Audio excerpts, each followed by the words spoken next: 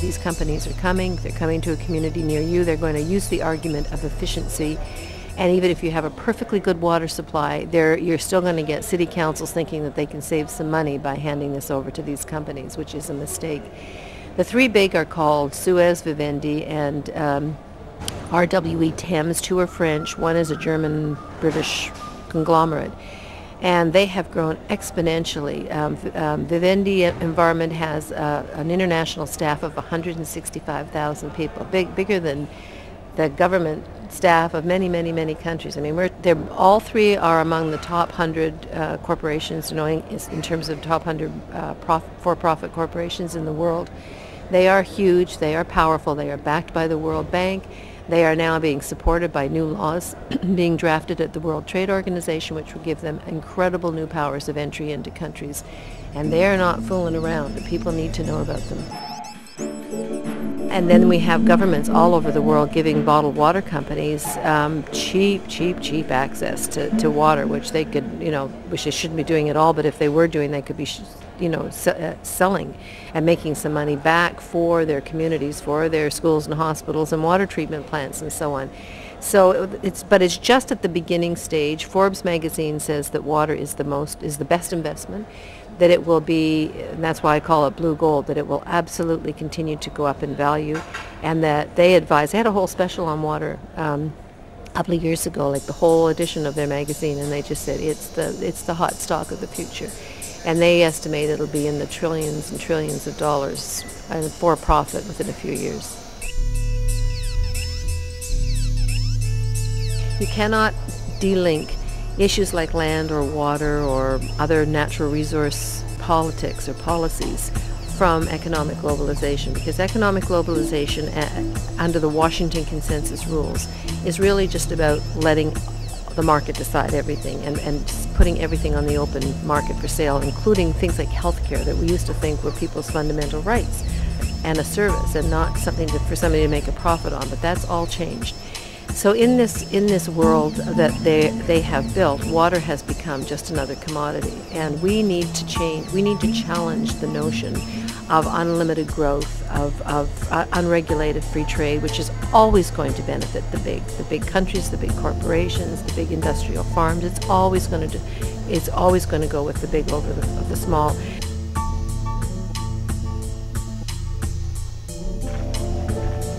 The RMA was intended to regulate and manage competing users, okay, and so the allocation of resources between competing users. But it required local government local body authorities to really understand what was going on and have the political will to step in and manage these situations and have the resources, both the financial resources and the science, to go in there and create management plans. What we've done, we've got them to agree to go halves with the ARC and putting an observation bore up on one of these higher points. It hasn't been decided yet, but it could be to the south or the north, and that bore will be simply to watch the water level at a higher observation point, so you can get a handle on what's going on. They've also agreed to monitor the Auckland City Council car park bore for saline intrusion. You've got the ocean out there, and you've got the risk of saline intrusion. Hopefully what we're starting to see are decisions where permits are issued for a shorter period of time, say 10 years, and then they're completely reassessed after 10 years. And this is tremendously important because how you read the Resource Management Act, how you read district plans, and then how you implement these legal instruments depends so much on your values. There's some wonderful words like intrinsic values and kaitiakitanga stewardship and so on in the Resource Management Act, but people aren't drawing on the capacity that's built into the RMA at the moment because they're afraid to, because we have this this tremendous clash of values in New Zealand, that economic values seem to win out time and time and time again.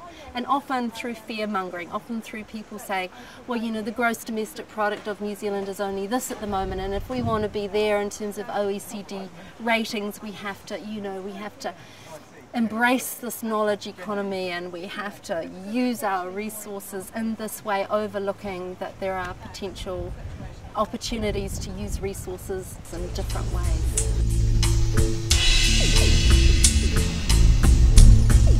Everyone that builds here pretty much has to look after their own water, and you know, we do that by having roofs and gutters, and we collect the water in tanks and then we use it. Now, I don't see why this crowd here should have it any different from the rest of us, really. In a nutshell, I think the issues that we face are very, very simple. It's how we as individual human beings relate to nature, how we use the bounty of nature and how we protect the bounty of nature. So that very individual level. And when you apply that to water, it's to acknowledge and realise that water is a precious and limited resource that we have to share amongst all of us across the globe.